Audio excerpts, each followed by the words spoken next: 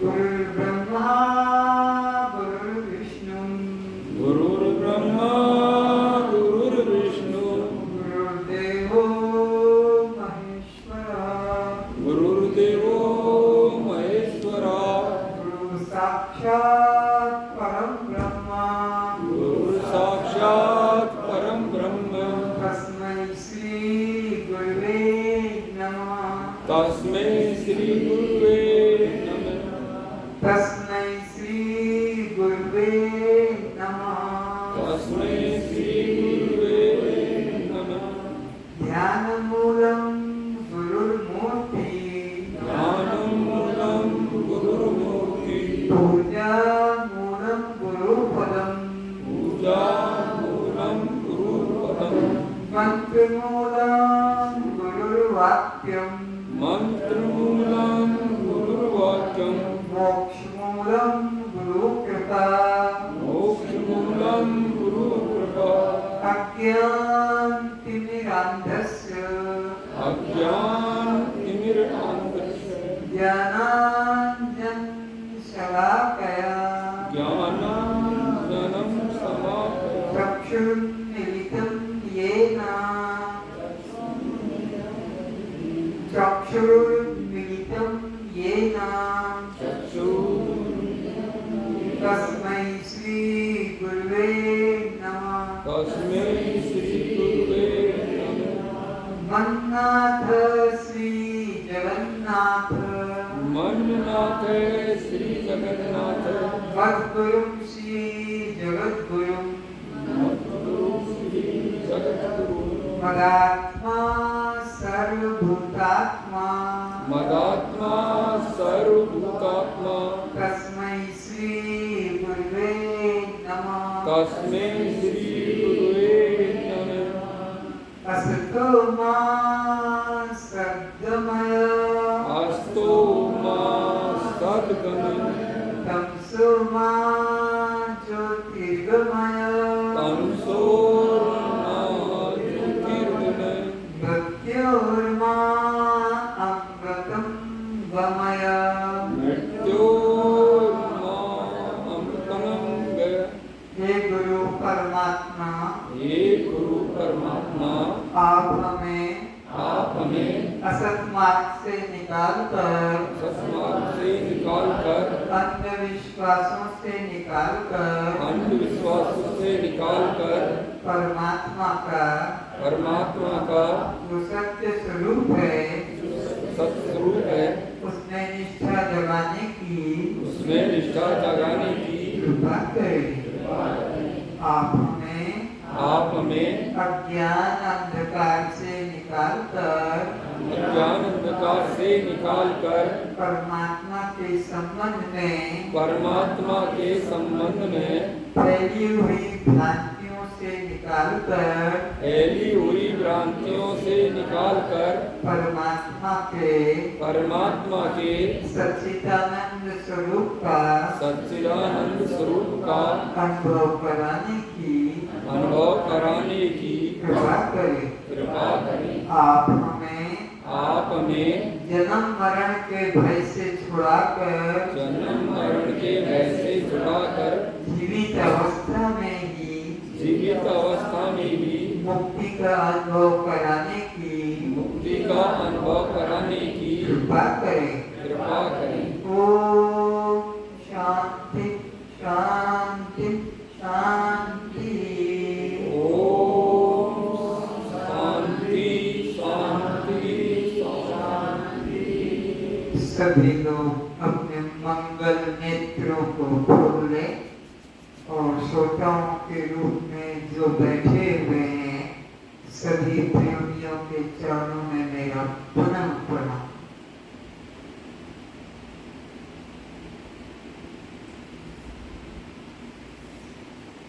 कस्त्वं दृष्टा साक्षी आत्मा हम प्रत्येक को उच्चारण करना है। कस्त्वं दृष्टा साक्षी आत्मा हम कस्त्वं दृष्टा साक्षी आत्मा हम। तो आप जड़ हैं, चेतन उत्तर सबको देना है। मैंने जिज्ञासा प्रकट किए। आप जड़ हैं तो चेतन आपको नहीं, हम चेतन। आप जड़ हैं, चेतन है। जड़ तो बोलता नहीं, चलता नहीं, हिलता डुलता नहीं, कुछ करता नहीं, ये सब मूर्ति। ये क्या चलेगी, बोलेगी, कुछ नहीं। तो तुम तो चलते हो, बोलते हो, काम करते हो, खाते पीते हो, वजन बढ़ रहा है, इस तरह से तुम जड़ हो, हम जड़ नहीं है, चेतन है। कौन है? तो तुम दृश्य हो, दृष्टा है। हम देखने वाले। हम आज इसका अनुभव कराएंगे कि दृष्टा क्या होता है। तो आप दृश्य यानी दिखाई पड़ने वाले, तो आप तो देखने वाले हो। ये सब सामान यहाँ से यहाँ तक सभा में जितने बैठे सबको देखते हैं, तो आप दृश्य की दृष्टा। दृष्टा दृष्टा क्या पहचान? हम सबको देखते। दृश्य तो अपने को भी नहीं जानेगा, देखेगा, दूसरे को कहीं नहीं। और इसी तरह आप शव हैं, शिव है। हम शव नहीं है। शव को तो लोग घर वाले जला देते हैं, उसको सत्संग में आना का सौभाग्य थोड़ी मिलता है। तो आप शव हैं, शिव है। तो आप पर प्रकाश हैं, स्वयं प्रकाश है। हम स्वयं प्रकाश। हम सबको, मनुष्य को, पशु को, पक्षी को, कीट को, पतंग को, सूरज को, चांद को, सबको देखते हैं, इसलिए हम स्वयं प्रकाश। तो फिर जन्म मरण किसका? देह का। बोलो, शरीर का। जन्म किसका? शरीर का। मृत्यु किसकी? शरीर की। तो आप जन्म मरण वाले हैं? नहीं। अजन्मा अविनाशी। आप कौन हैं? अजन्मा अविनाशी। आप सदा सदा से रामकृष्ण के भी पहले से चले आ रहे हैं, और रामकृष्ण चले गए तब भी आप हैं, तो आप अनादि अनंत।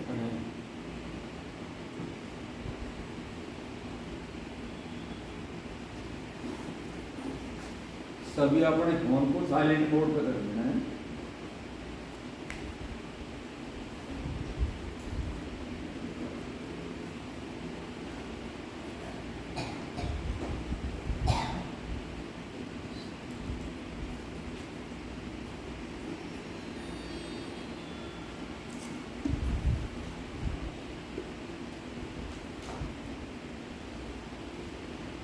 ये कथा नहीं है मेरे भाई बहनों, ये पढ़ाई है।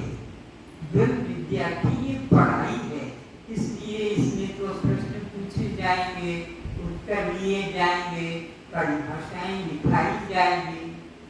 ये वो कथाओं जैसे बस बैठ के सुन लो, सोते भी रहो और उठ के चल दो, कोई प्रसाद देगा तो खाओगे। ये ऐसी साधारण, ये वैसी पढ़ाई जैसे तुम्हारे बच्चे किसी रात दिन लगन लगाकर पढ़ते हैं, ट्यूशन करते हैं, तो जाते हैं, पुस्तकों को लेकर स्वाध्याय करते हैं, मोबाइल से पढ़ते हैं, फिर परीक्षा होती है, उसमें फिर रिजल्ट होता है, उनको प्रमाण पत्र। यहाँ पर भी 18 तारीख को परीक्षा हो, नोट कर इस बात को।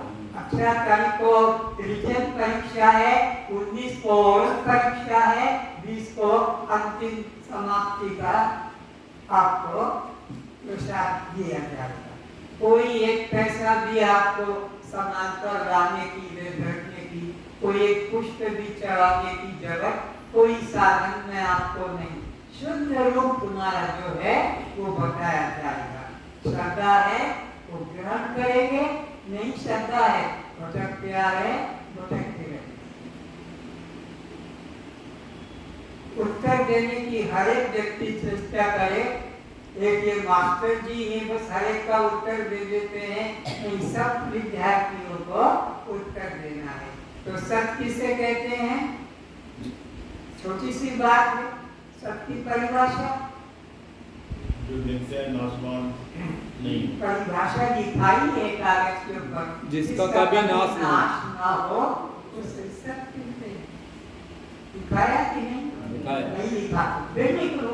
मैं तो रोज पूछूंगा, ये पक्का कराना है आपको। तो चित्त किसे कहेंगे? पीछे तक मैं हाथ ले जाता हूँ। चैतन्य को चित्त कहते हैं। तो बीच में इतनी जगह खाली क्यों छोड़ी? इनको आगे करो, कोई तो यहाँ है नहीं आने वाले। चेयर सही चाह दिया जाओ।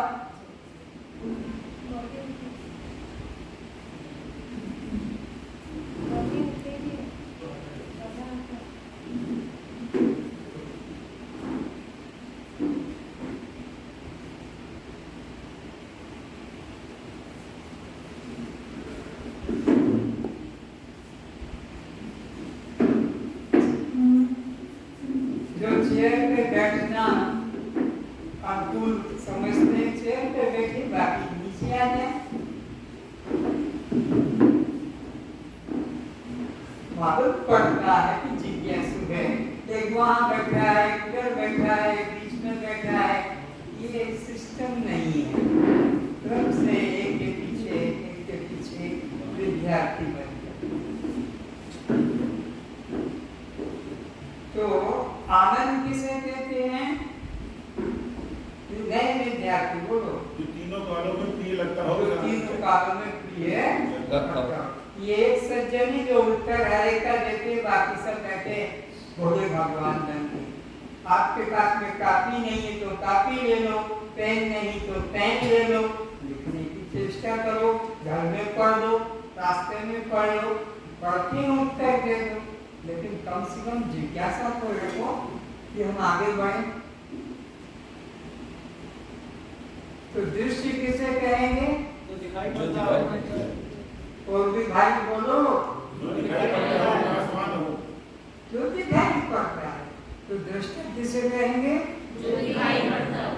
जो देखने वाला है। दृष्टा। दृष्टा किसे कहेंगे? जो देखने वाला है।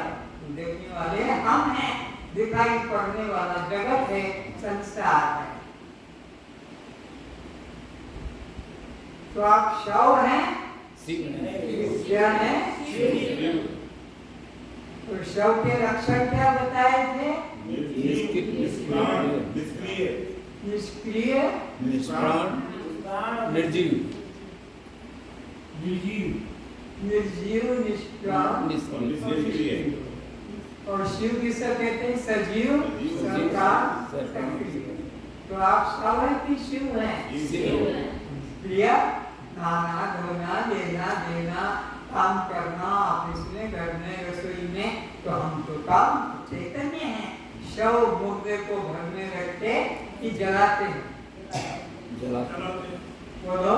जलाते। तो आप कब सोते हैं?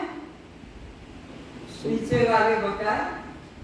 अभी भी सो रहे हैं। कब से सो रहे हैं? अनादिकाल। कब से सोते आ रहे हैं? अनादिकाल। नो निशा सब सोवन आया। सब देह को और देह के संबंधी को मैं मेरा भाव में जो जी रहे हैं वो सब सो रहे हैं, वो सब मुर्दे हैं, वो सब शव हैं, निष्प्राण, उनमें चैतन्यता नहीं। तो आप कब जागेंगे? जब कोई सद्गुरु के पास बैठेंगे, श्रद्धा से श्रवण करेंगे, मनन करेंगे, जिज्ञासा करेंगे, तब हम जागेंगे। यही जग जागही जामिनी जोगी करना रखी प्रपंच वियोगी। जो प्रपंच का त्याग कर देंगे, प्रपंच ने देह भाव, जो प्रपंच का त्याग कर देंगे वे ही यहाँ जागे माने जाएंगे। प्रपंच में कौन कौन से 5 भूत हैं? आकाश, वायु, तेज, जल, पृथ्वी। ये 5 भूतों का ये शरीर बना है। ये सब प्रैक्टिकल करके बताया जाएगा कि 5 भूत क्या हैं, कैसे इनका पंचीकरण होगा, कैसे 25 तत्व का 7 देह अभिमानी बनेगा। आगे बताएंगे, लेकिन आपको थोड़ा श्रद्धा रखेंगे तो ही होगा।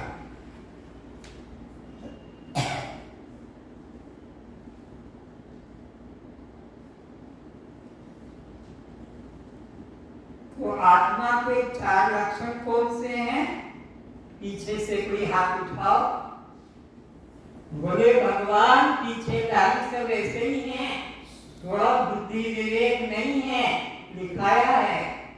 कोई 4 लक्षण महिलाओं में बताओ, 4 लक्षण आत्मा के। अग्नि जला नहीं सकती, शस्त्र से कटता नहीं, वायु से सुलगता नहीं, पानी से जलता नहीं। ये लोग कैसे? क्योंकि अन्न खाते हैं और आप क्या खाते हैं? आप अन्न नहीं खाते हैं, अन्न तो आप भी खाते हैं। पैसे को तो आप संभालना जानते हैं, धन को तो संग्रह करना जानते हैं, मैं मेरा को भी जानते हैं। तो फिर ये इतनी सी छोटी सी बात ये भी जानो कि आत्मा वह जिसमें 4 लक्षण कौन कौन से? शस्त्र से कटता नहीं, अग्नि से जलता नहीं, पानी से भीगता नहीं, पवन से सूखता नहीं। अब पीछे वाले बोलो इसी बात को। अग्नि से जले नहीं, हाँ, पीछे वाले सब बोलो यही बात। अग्नि से जलता नहीं, पानी से जलता नहीं, शस्त्र से कटता नहीं, और हवा से सूखता नहीं। तो ये भी सब लोग नहीं बोल पा रहे हैं। बार बार मैं बोलता हूँ, लिखा भी रहा हूँ, एक सज्जन भी जैसे बोले हैं, बाकी लोग नहीं बोल पाए। सबको अंदर से आना है कि मैं आत्मा हूँ। मैं कौन हूँ? आत्मा हूँ। तो मेरी स्थिति क्या होगी? कोई काटेगा गर्दन तो भी मैं कटूंगा नहीं, कोई आग में जला देगा तो भी मैं जलूंगा नहीं, कोई पानी में भिगा देगा तो मैं भीगूंगा, कोई पवन से उड़ाएगा तो मैं उड़ूंगा या छूटूंगा। ये आत्मविश्वास जगाओ, देखो कितनी शांति, कितना दुख से मुक्ति हो जाएगी। रोग से मुक्ति, दुख से मुक्ति, चिंता से मुक्ति, भय से मुक्ति, मुक्ति मुक्ति, या दूसरी कोई बात ही नहीं समझेंगे।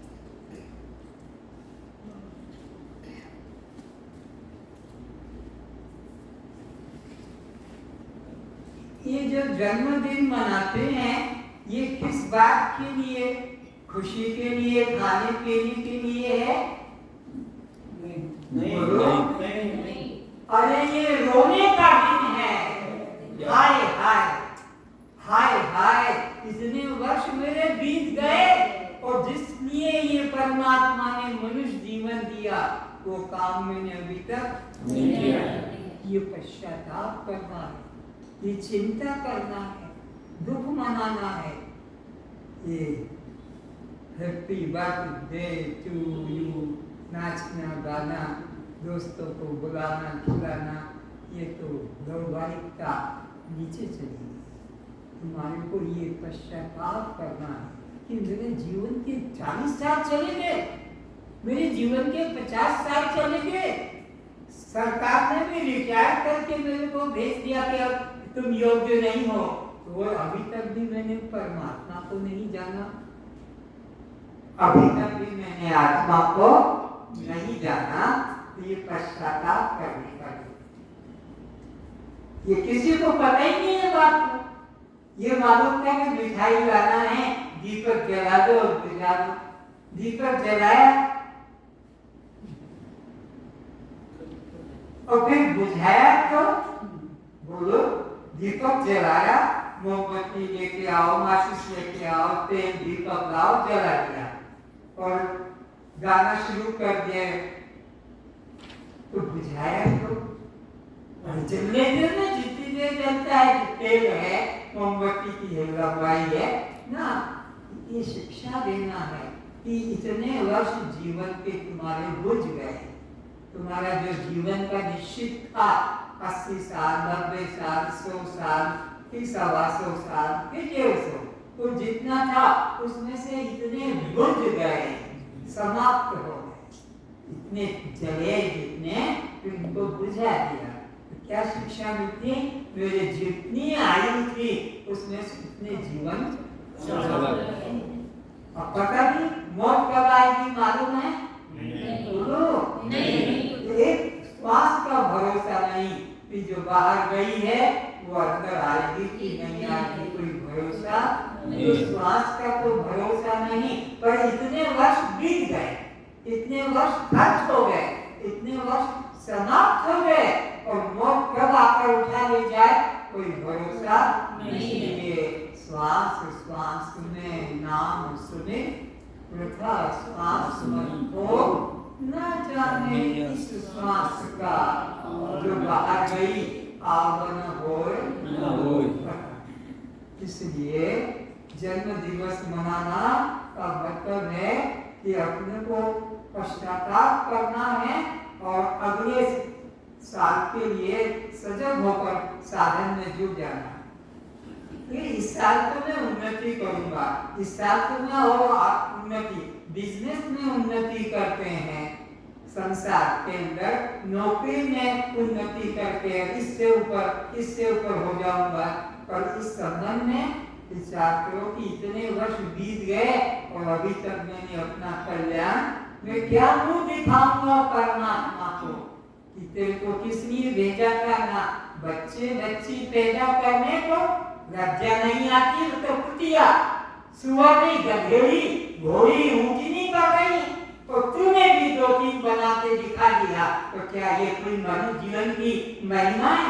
लज्जा में डूब मारो लज्जा में। ये हाय मैं वही काम कर रहा हूँ जो कुतिया कुत्ते गधे घोड़े सुअर हाथी में हो चुका कर चुका, वही इसमें भी कर रहा हूँ और बड़ा अहंकार है मुझे इसका। लज्जा की बात।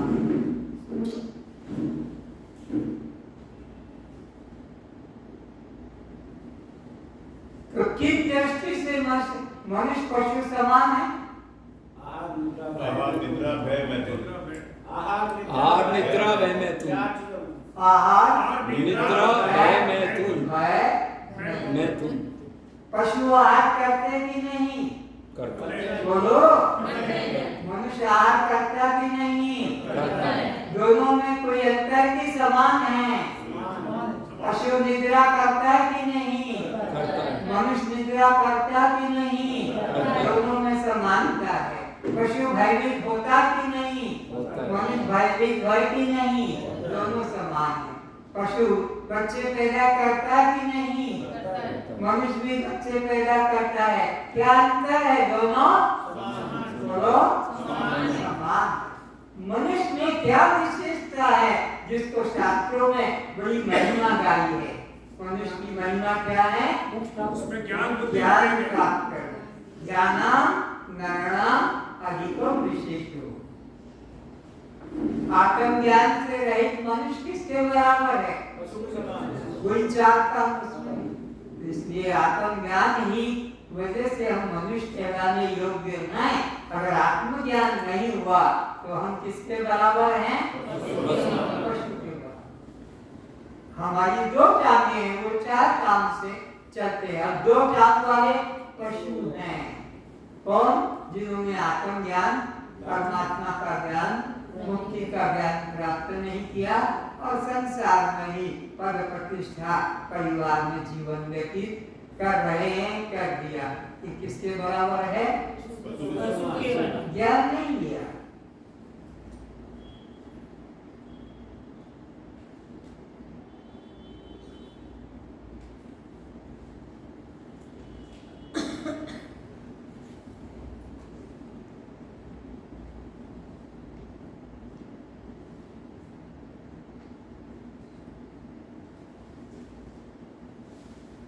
आप में से कितने लोग शाकाहारी है और कितने लोग मांसाहारी है? मांसाहारी वाले हाथ उठाए जो मांस खाते, मांस मछली खाने वाले कितने लोग हैं? हाथ उठाए। नहीं, बहुत अच्छा है। तो बाकी सब शाकाहारी है, क्योंकि मेरा ये विषय आपको समझाने का था।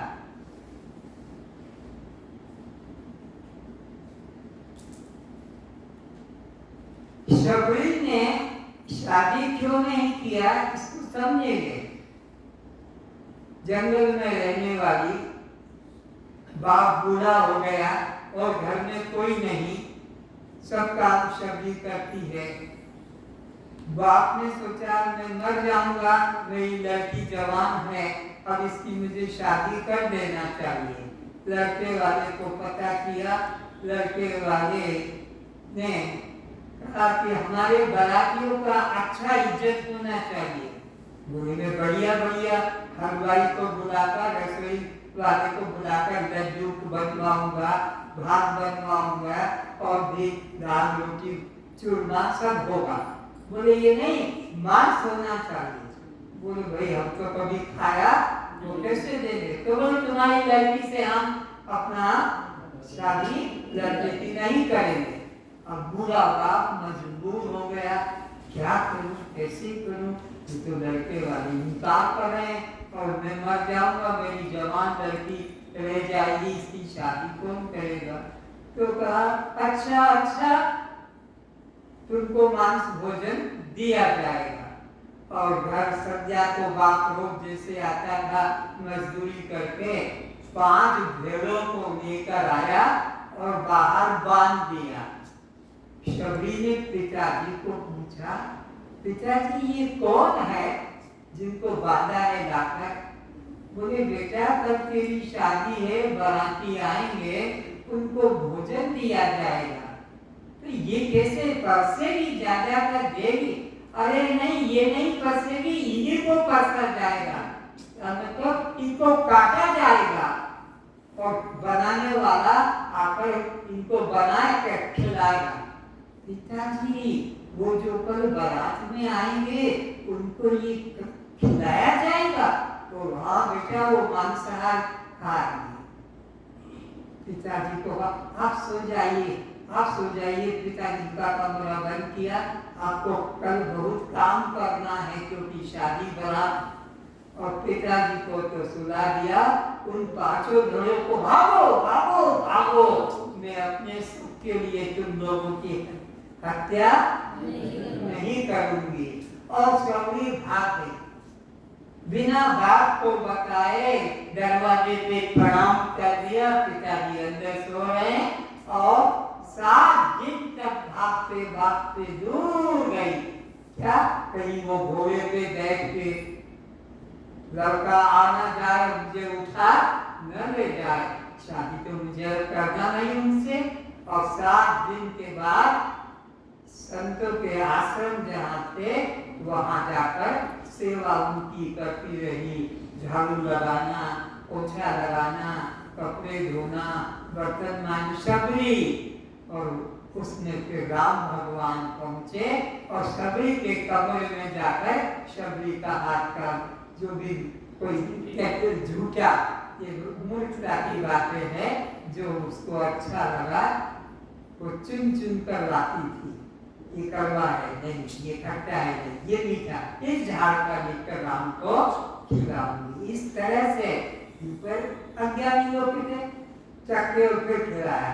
ऐसे नहीं हो, एक एक पौधे का, एक एक वृक्ष का स्वाद लेकर अच्छे स्वादिष्ट हो देती। ये शबरी की बात। तो आप में से भी में कोई छुपे हुए होंगे कि हम तो खाते हैं, पर हाथ उठाकर दिखाने में शर्म आती है क्योंकि हम धर्म सभा में, लेकिन इस सभा में संकोच मत करना। मैं आपको कोई भी अंदर विकार है उसको रहने नहीं दूंगा, निकाल कर ही आपको शुद्धि का अनुभव कराऊंगा।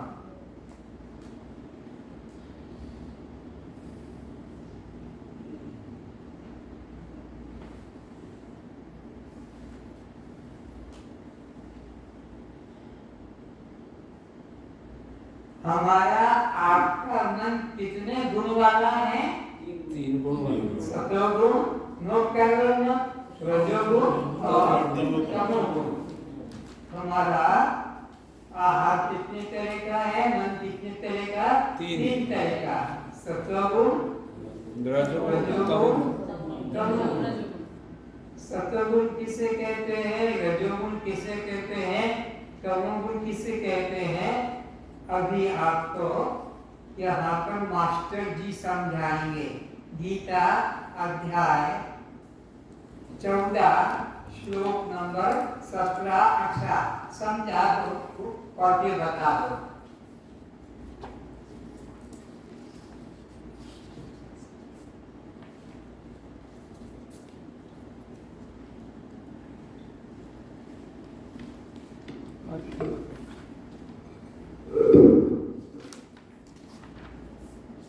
पहचान हो जाएगी तुमको कि तुम सतोगुणी हो, कि तुम रजोगुणी हो, कि तुम तमोगुणी हो।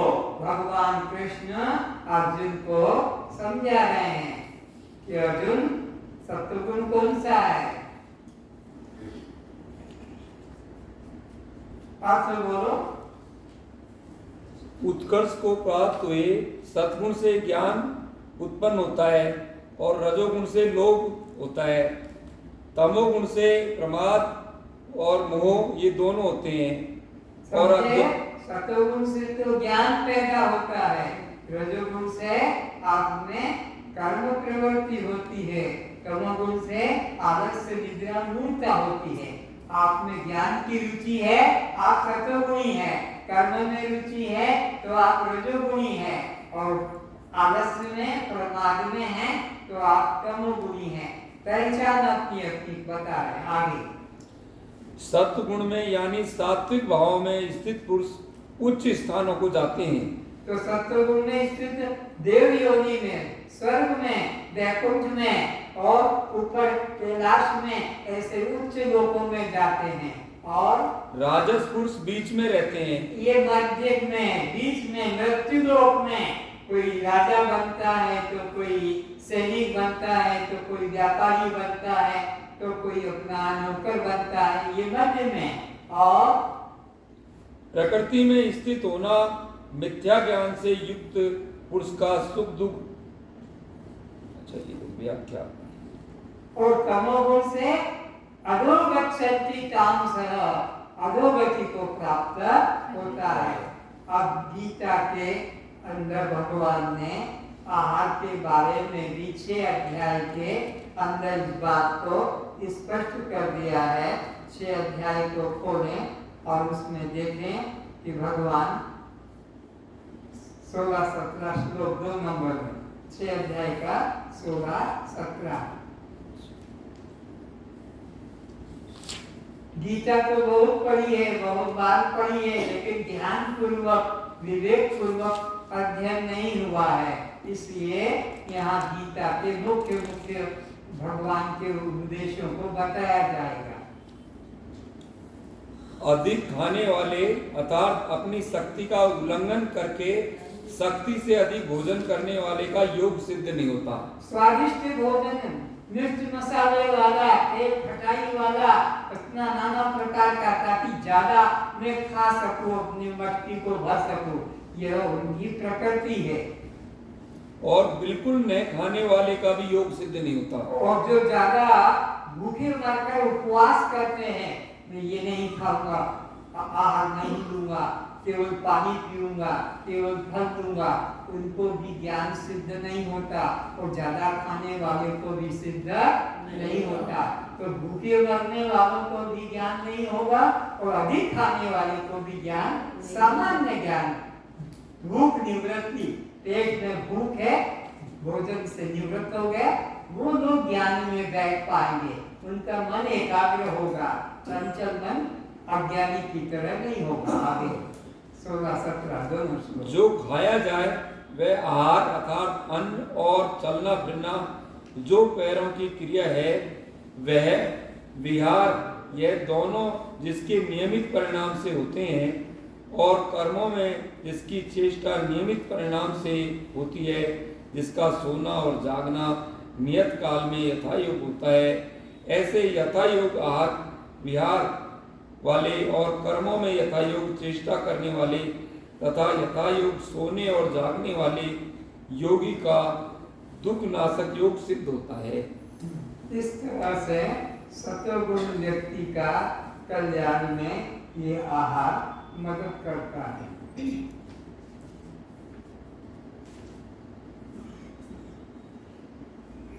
जाते समय ये गीता आपको दी जाएगी, कोई पैसा की चिंता नहीं। इसमें पता लगेगा कि कौन से भक्त भगवान को प्रिय होते हैं। भगवान स में भक्त प्रिय, स में भक्त प्रिय, 12 अध्याय में बार-बार कहा ये मुझे प्रिय है। तो कौन सा मुझे प्रिय है? समद भक्त स में प्रिय। इस गीता के अंदर आप जाते समय लेंगे।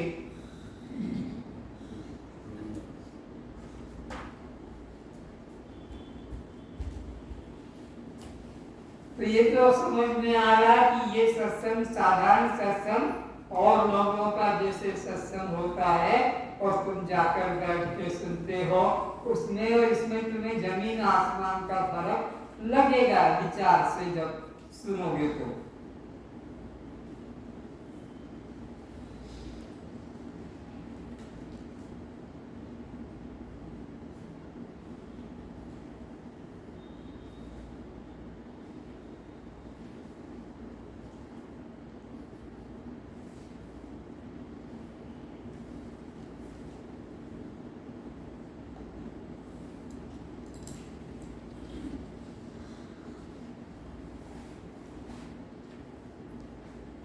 तो अब ये बताएं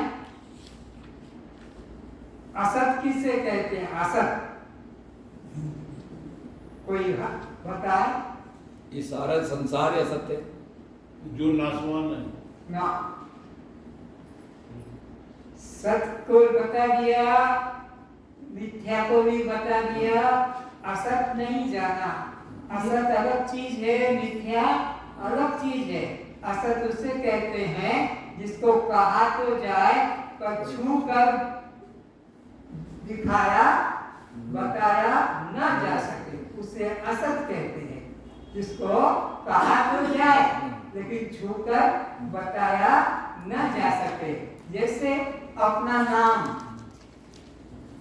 कान, ये तो हाथ है, ये अंगुलियां है, ये भुजा है, ये सर है। नाम तुम्हारा कहाँ है बताओ छूकर। अरे जाति क्या है तुम्हारी छूकर बताओ। अग्रवाल, कोरवाल, बदरवाल कहाँ है ये तुम्हारा? सर में, बाल में, हड्डी में, चमड़े में, रक्त में, किसमें है? और तुम्हें रक्त की जरूरत होती है तो तुम उसका नाम जाति पूछ के रक्त लेते हो? रक्त ब्लड ग्रुप मिल गया, बात खत्म। वहाँ कोई ब्राह्मण शूद्र का भी या मुसलमान ब्राह्मण का भी या ब्राह्मण किसी क्षत्रिय का भी ले लेता है, वहाँ जात नहीं। तो ये जात किसको कहते हैं? कल्पना मात्र है, इसकी कोई सत्ता असत उसे कहते जो कहा तो जाए कि मैं हिंदू हूँ, पर हिंदू कहाँ से हूँ? बाल में हिंदू है कि नाखून में हिंदू है कि चमड़े में हिंदू है कि अंदर रक्त में हिंदू है कि हाथ में? कुछ नहीं। तो इनको कहते हैं असत, जो कहा तो जाए पर ढूंढ कर बताया न जा सके, उसे असत कहते हैं।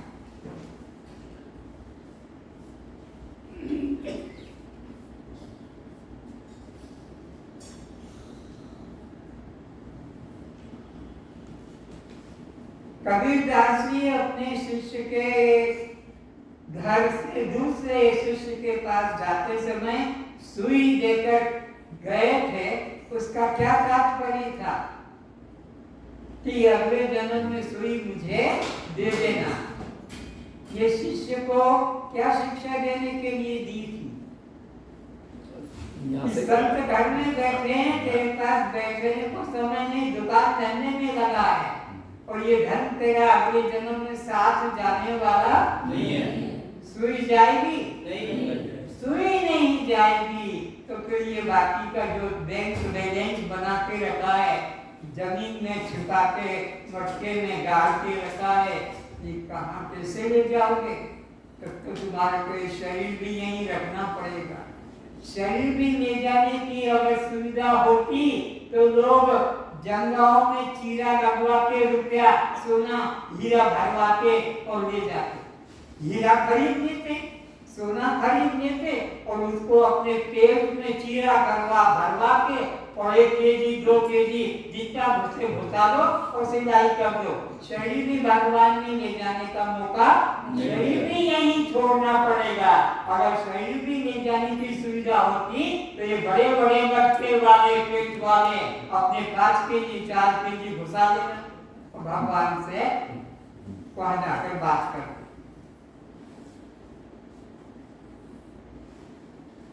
तो धन किसे कहते हैं?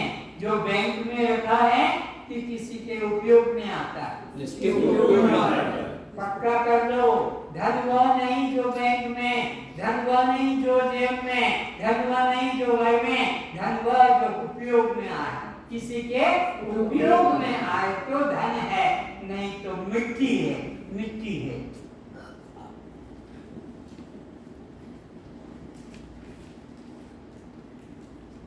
चावल का पुनर्जन्म होगा कि नहीं होगा? नहीं होगा।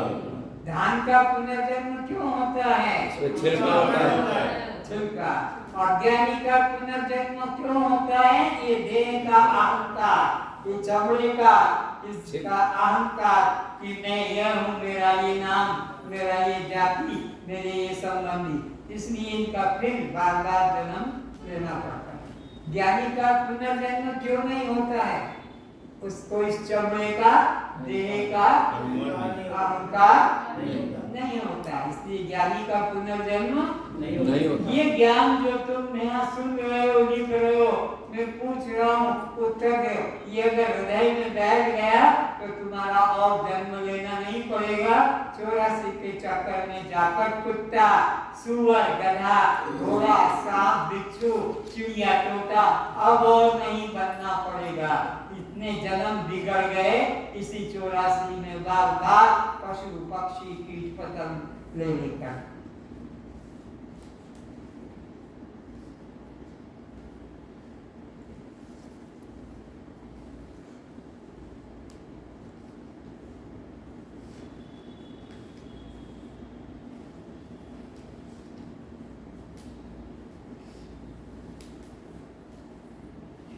जो लोगों ने कल आज दिन में अपने शत्रु भाव से मुक्ति ली है, सचमुच में जाकर पैर छूकर कि मेरे अपराध हो गया, भले तुम्हारा गलती न हो, लेकिन किसी से शत्रुता तुम्हारे मन में आंख से आंख नहीं मिला पाते हो।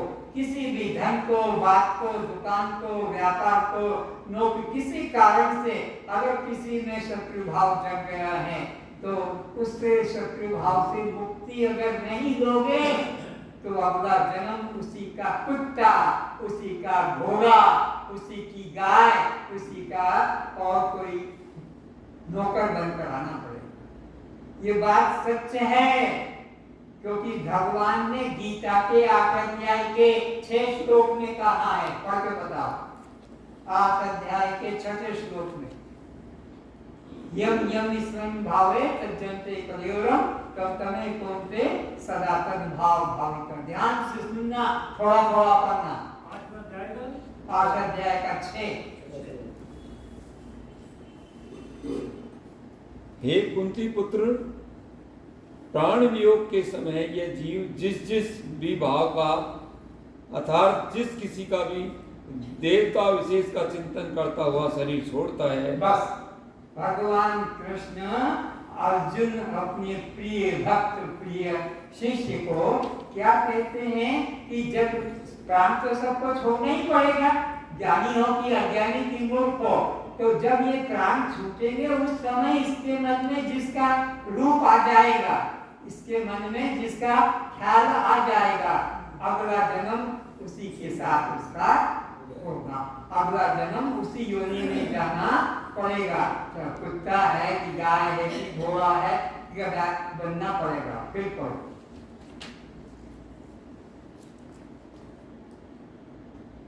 उस भाव से भावित हुआ वह पुरुष सदा उस स्मरण किए हुए भाव को ही प्राप्त होता है, अन्य को नहीं, और किसी दूसरी योनि में नहीं जाएगा।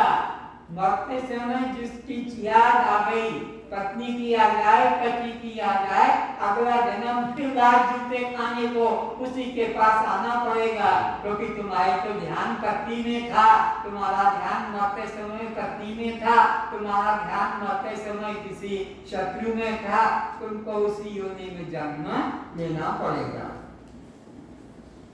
कस्त्वं दृष्टा साक्षी आत्मा हम। बस ये अमृत को पी जाओ, मैं वो हूँ, दृष्टा साक्षी आत्मा।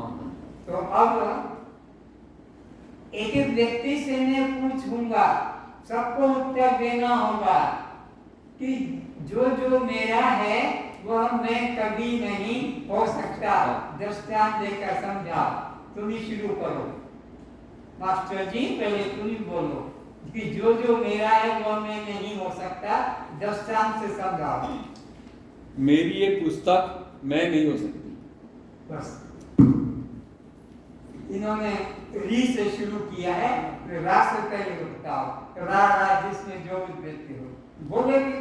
मेरी ये कॉपी है लेकिन मैं कॉपी नहीं हो सकता।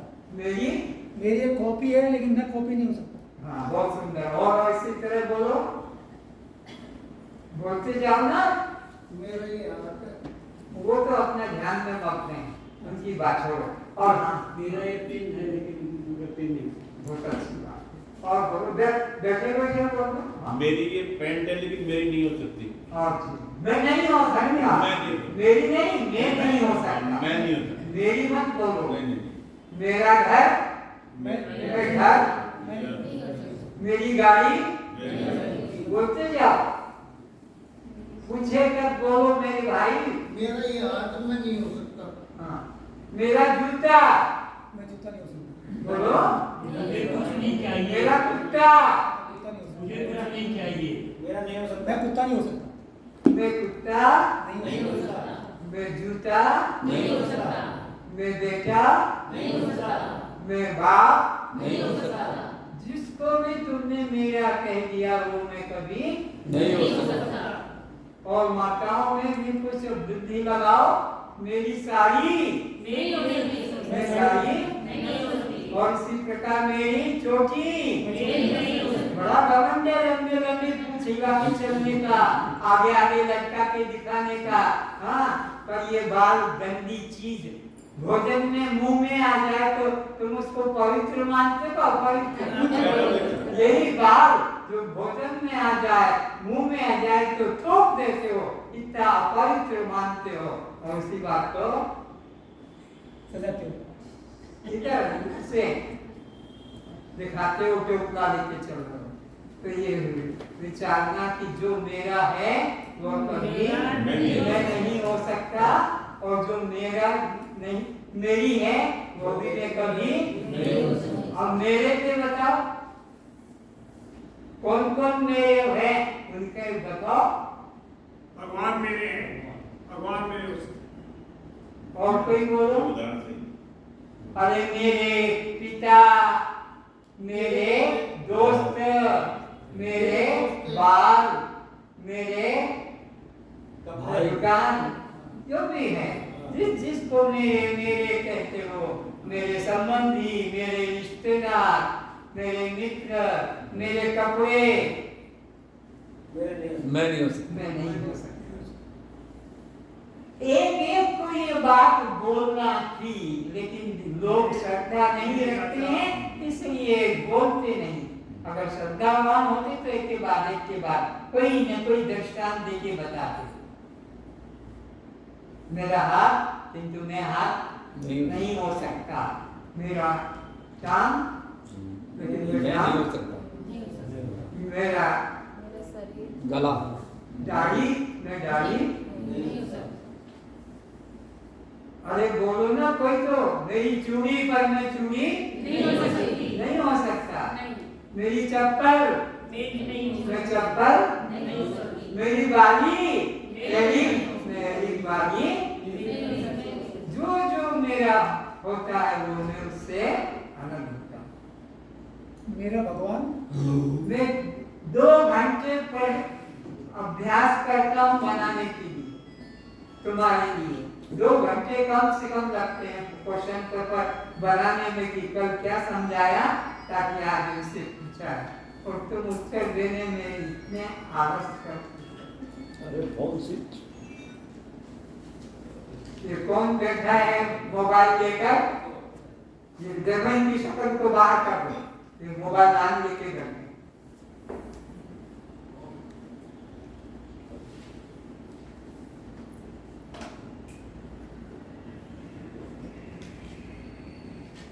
बात नहीं करना, स्विच ऑफ कर देना।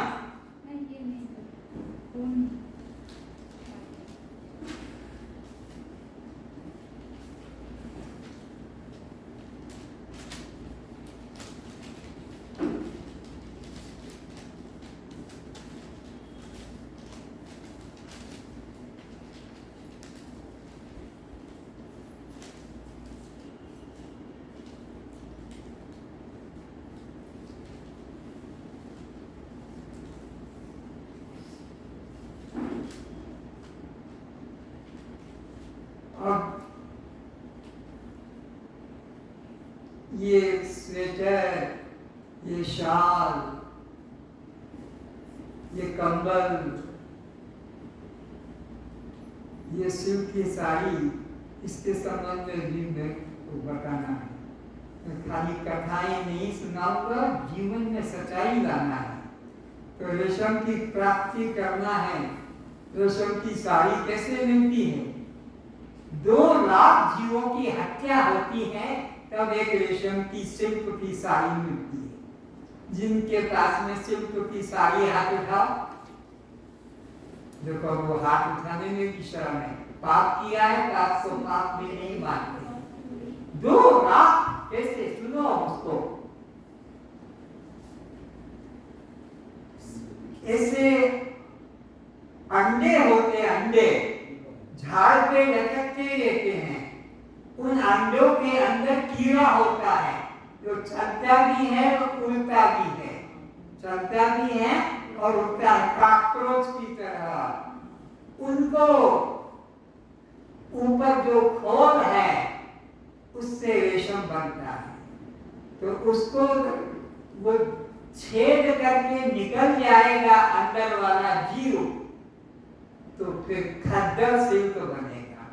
कहीं मैडम ने तो हमको सुपर फाइन सिल्क साड़ी चाहिए, सुपर फाइन सिल्क साड़ी। उसके लिए उन जिंदा प्राणियों को गर्म पानी में उबाला जाएगा। गर्म पानी में तड़प के छत पर,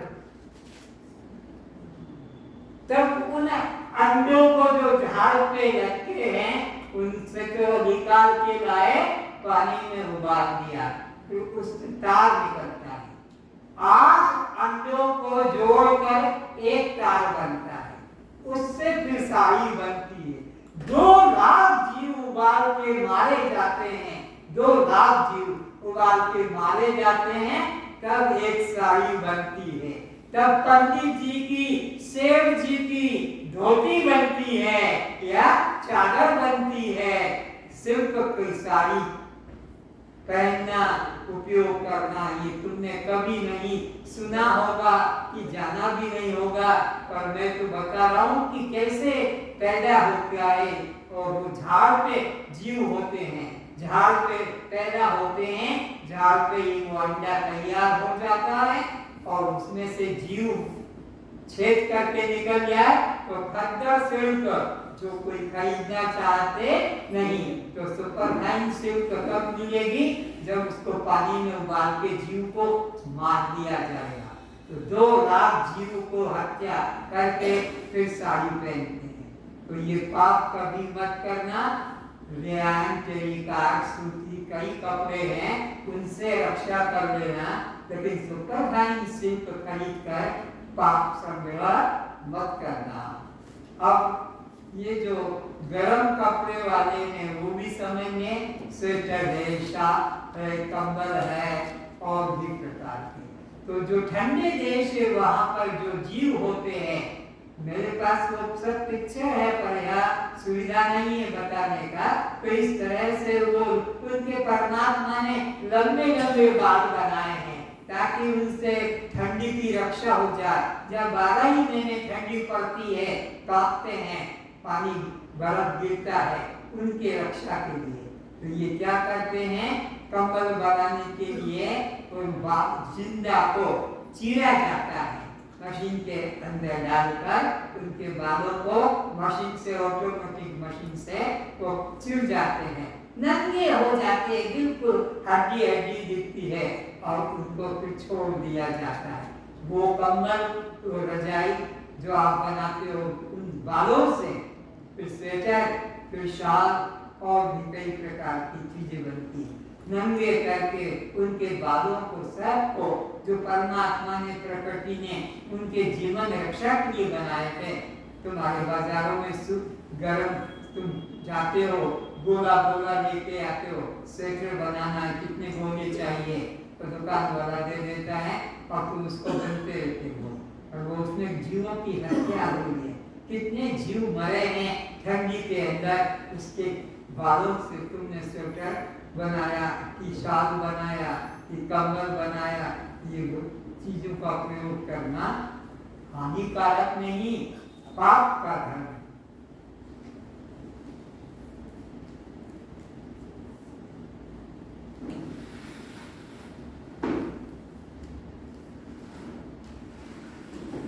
अब आपको मैं दृष्टा से पहचान कराता हूँ, दृष्टा किसे कहते हैं, क्योंकि गीता में सारा काल दृष्टा और दृश्य में खत्म हुआ है। सारा उद्देश्य गीता का दो में, एक दृष्टा है और एक दृश्य है। तो दृष्टा वो जो सबको देखता है और दृश्य वो जो दिखाई पड़ता है। तो दृष्टा, आओ सिनेमा हॉल में आपको ले जा रहा हूँ। कल्पना करो कि तुम सिनेमा हॉल में पहुंच गए और सबसे आगे पर्दे के पास जो बैठने की व्यवस्था है उसको थर्ड क्लास, उसके पीछे वाले को सेकंड क्लास, उसके पीछे वाले को फर्स्ट क्लास, उसके पीछे वाले को बैल्कनी और ऊपर वाला तो फिर वो प्रोजेक्टर चलाने वाला वो होता है। उसको क्या बोलते हैं? बॉक्स। सबसे ऊपर जो होता है बालकनी। बालकनी के ऊपर जो होता है वहां से फिल्म दिखता है। ऑपरेटर तो ऑपरेटर। तो अब आइए, तुमको दृष्टा से पहचान कराना है, तुम्हारी दृष्टा से दोस्ती है, दृष्टा को ढूंढना है। तो थर्ड क्लास में जो बैठे हैं खेल देख रहे हैं, पिक्चर हो गया दृश्य और देखने वाला थर्ड क्लास का व्यक्ति दृष्टा। बोलो दृष्टा। फिर उसके पीछे जो लोग आ गए हैं सेकंड क्लास में, वो अपने को मानते हैं दृष्टा और पिक्चर को और थर्ड क्लास को दृश्य जानते हैं। फिर उसके पीछे जो आ गए हैं फर्स्ट क्लास के लोग, वो अपने को दृष्टा मानते हैं, इस चीज को सेकंड क्लास को, थर्ड क्लास को और पिक्चर को। फिर उसके पीछे जो लोग आ गए हैं उसको बैल्कनी वाले को, वो भी अपने को दृष्टा मानता है। तो लेकिन वो किस किस का दृष्टा हो गया? फर्स्ट क्लास का, सेकंड क्लास का, थर्ड क्लास का और पिक्चर का, चारों का बन गया। इसके ऊपर चले जाओ ऑपरेटर के रूम में, वहां से वो सारे सिनेमा हॉल का दृष्टा बन गया। बैल्कनी वालों का भी, फर्स्ट क्लास वाले का भी और सेकंड क्लास वाले का भी और थर्ड क्लास वाले का और पिक्चर का। सबसे ऊपर है वो, सबको तो देखता पर उसको कोई देखता नहीं है। वो अंतिम दृष्टा है, वो अंतिम दृष्टा है। पक्का कर लो ये, क्योंकि सारा वेदांत ज्ञान दृष्टा दृष्टि ज्ञान में ही समझ में आएगा। तो दृष्टा किसे कहोगे? जो सबको तो देखता है और उसको कोई देखता, जो सबके पीछे है।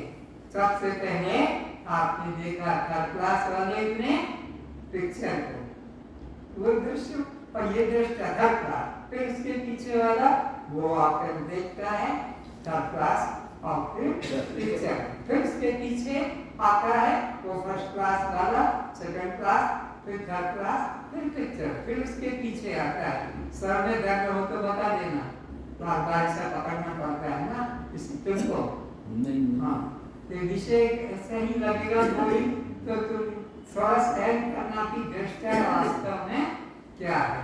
तो अब वो सबको देखता है, वो पीछे जाने का कोई रास्ता, ऑपरेटर को पीछे और जाने का आखिरी कमरा है जिसमें से सब दिखाता है और पीछे। तो अब इधर भी उसी प्रकार जानो, ये हमारी आंख जो है ये पहले दृष्टा है और ये दृश्य को देखती है। तो आंख के पीछे जो मन है वो दृष्टा है और वो मन आंख को भी देखता है और जगत को भी देखता है। उसके पीछे फिर और एक दृष्टा है बुद्धि, वो मन आंख को भी देखती है, मन को भी देखती है और उसके पीछे फिर क्या है? अपना आत्मा है, वो आत्मा सबको देखता है, मन को, बुद्धि, चित्त, अहंकार को और ये जगत को।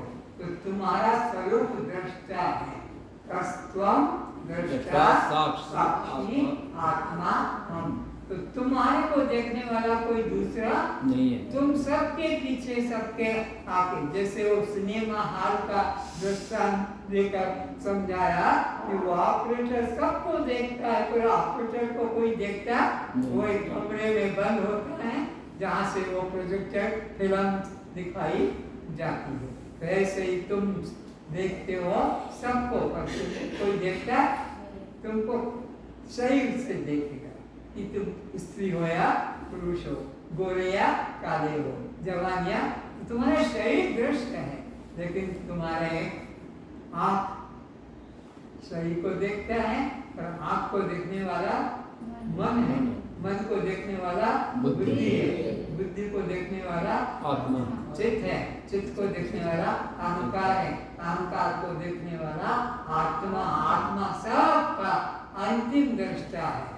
तो उस दृष्टा को यहाँ विवेक करके एक एक दिन एक एक विषय से समझाया जाएगा।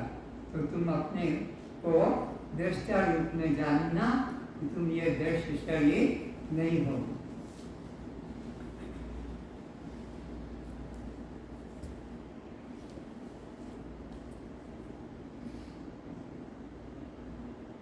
जब ये अलवर आ रहा था तो कृष्ण ने रास्ते में रोक दिया, कहाँ जा रहा है निरंजन?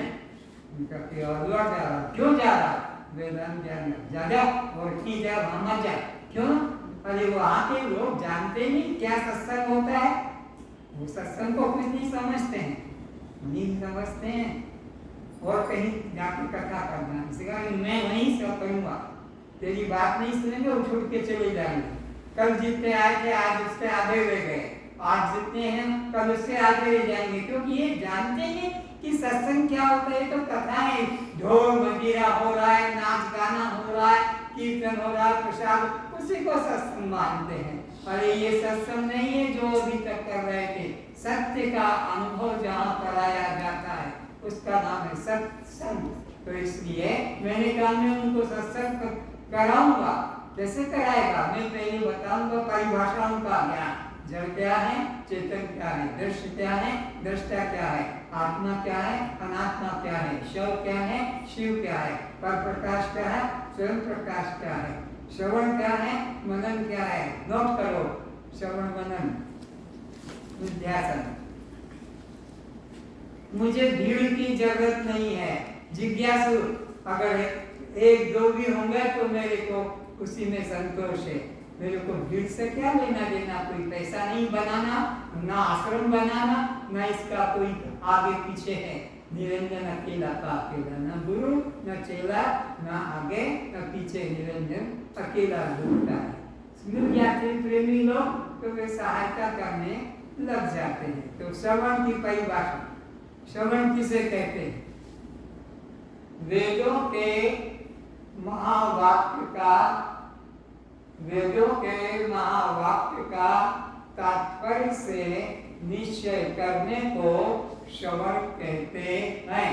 वेदों के महावाक्यों का तात्पर्य से निश्चय करने को श्रवण कहते हैं। वेदों के, अब वेदों में सामवेद है, यजुर्वेद है, अथर्ववेद है, ऋग्वेद है, 4 वेद हैं। तो वेदों के महावाक्यों का तात्पर्य से निश्चय करने को श्रवण कहते हैं।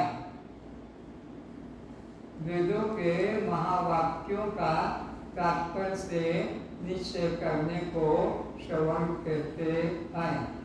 अब महावाक्य लिखो। महावाक्य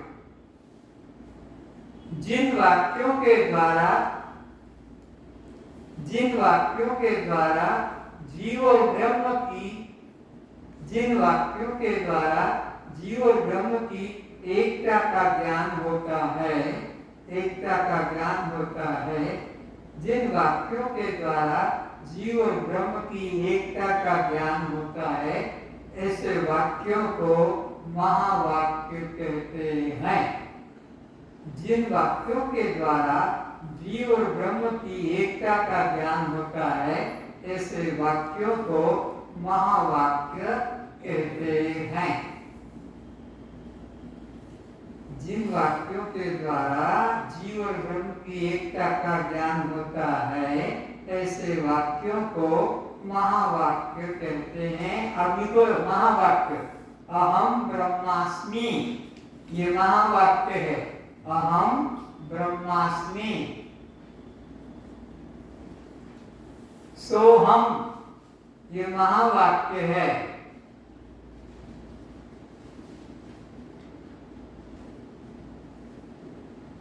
अयम आत्मा ब्रह्म, ये महावाक्य है। अयम आत्मा ब्रह्म।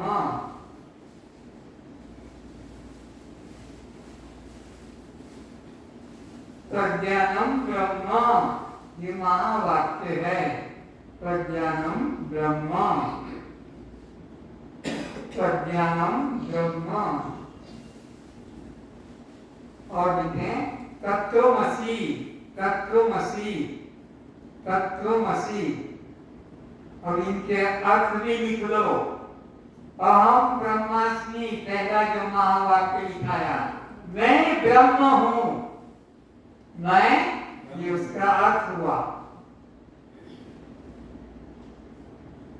सोहम, इसका अर्थ हुआ कि जो परमात्मा को मैं बाहर ढूंढ रहा था, मंदिरों में, तीर्थों में, स्वर्ग वैकुंठ में, अरे वो मैं हूँ। सोहम का मतलब वह मैं हूँ। और इसी तरह ये ज्ञान स्वरूप साक्षी आत्मा ब्रह्म है। प्रज्ञानम ब्रह्म, प्रज्ञानम ब्रह्म का अर्थ लिखो, लिखो ना, अलग क्यों करो। प्रज्ञानम ब्रह्म, यह साक्षी स्वरूप आत्मा ब्रह्म है। तत्वमसि, वह तू ही है, गुरु। ये गुरु का उपदेश है। ये गुरु के द्वारा शिष्य को उपदेश किया गया है कि जिससे तू बाहर ढूंढ रहा था, जिसको ढूंढने के लिए मेरे पास आया, वो तू खुद है। तत्वमसि, वह तू है। तत्वमसि। किस वेद में से क्या लाया हूं वो भी बताता हूं, चाहे तुम लिखो कि मत लिखो, मैं अपना कर्तव्य पूरा कर रहा हूं। यजुर्वेद के बृहदारण्यकोपनिषद के प्रथम अध्याय के चतुर्ब्राह्मण का 10वां मंत्र है अहम ब्रह्मास्मि। ये बृहदारण्यकोपनिषद का बताया है। यजुर्वेद के बृहदारण्यकोपनिषद का प्रथम अध्याय के चतुर्थ ब्राह्मण का 10वां, 1, 4, 10 शाख में 1, 4, 10 यह यजुर्वेद का। सामवेद का है तत्वमसि, छांदोग्योपनिषद के 6वें अध्याय का 8वें प्रभाकर का 7वां मंत्र। तत्वमसि का मतलब है वह तू है। सामवेद के छांदोग्योपनिषद का 6वें अध्याय के 8वें प्रभाकर का 7वां मंत्र तत्वमसि। इसी तरह ऐतरेयोपनिषद के 3रे अध्याय का 3रा मंत्र है। ऋग्वेद ऐतरेयोपनिषद के 3रे अध्याय का 3रा मंत्र है प्रज्ञानम ब्रह्म। प्रज्ञानम ब्रह्म का मतलब साक्षी स्वरूप आत्मा तो स्वयं है।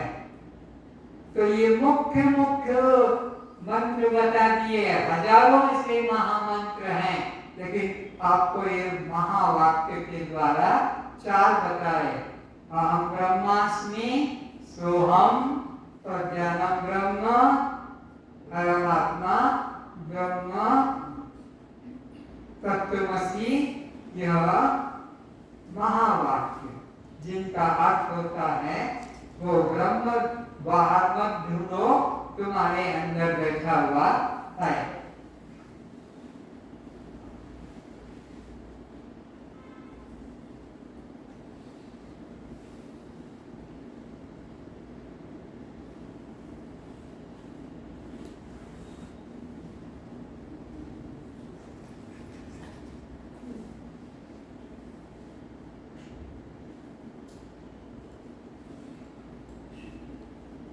अब परमात्मा के अनुभव की बात करो तो परमात्मा के अंदर परमात्मा अखंड आनंद किसे कहते हैं इसे समझेंगे। वह सत्ता जो सब देशों में, सब कालों में, सब रूपों में समान होती है उसे अखंड कहते हैं। देखना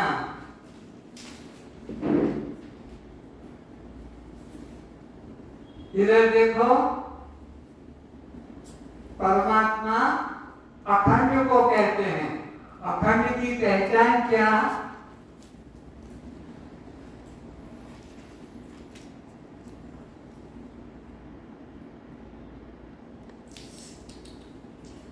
कोई बात नहीं।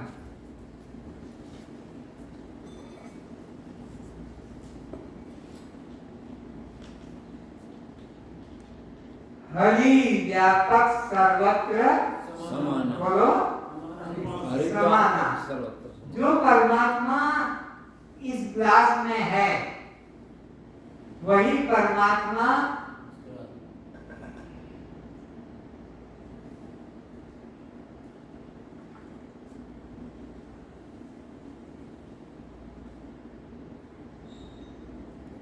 जो परमात्मा इस ग्लास में है वही परमात्मा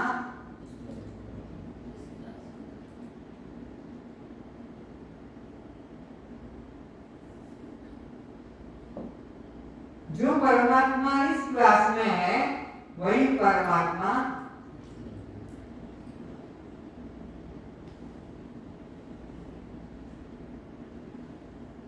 जो परमात्मा हाथी में है वही परमात्मा चीटी में भी है।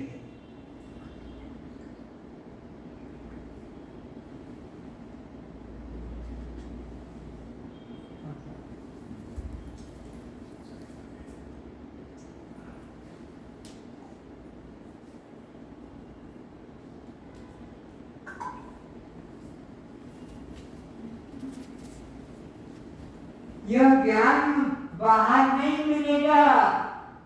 बहुत कुछ बाहर तो देखा होगा पर यहाँ का ज्ञान सब प्रैक्टिकल कराया जाएगा।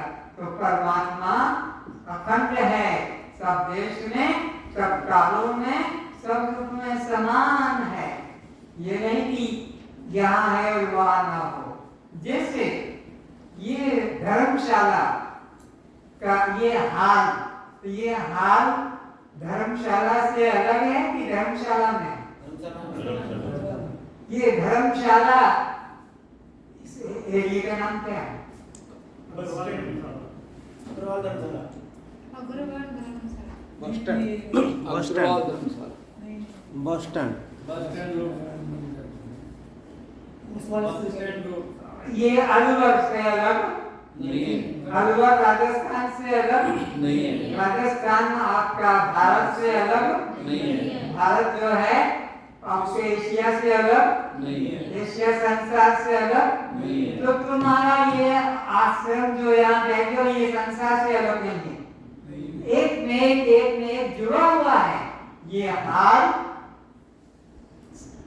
अग्रवाल धर्मशाला से जुड़ा है, अग्रवाल धर्मशाला इससे जुड़ी है, अलवर से जुड़ी है। मुझे पता नहीं कौन कौन से नाम है यहाँ। और अलवर का राजधानी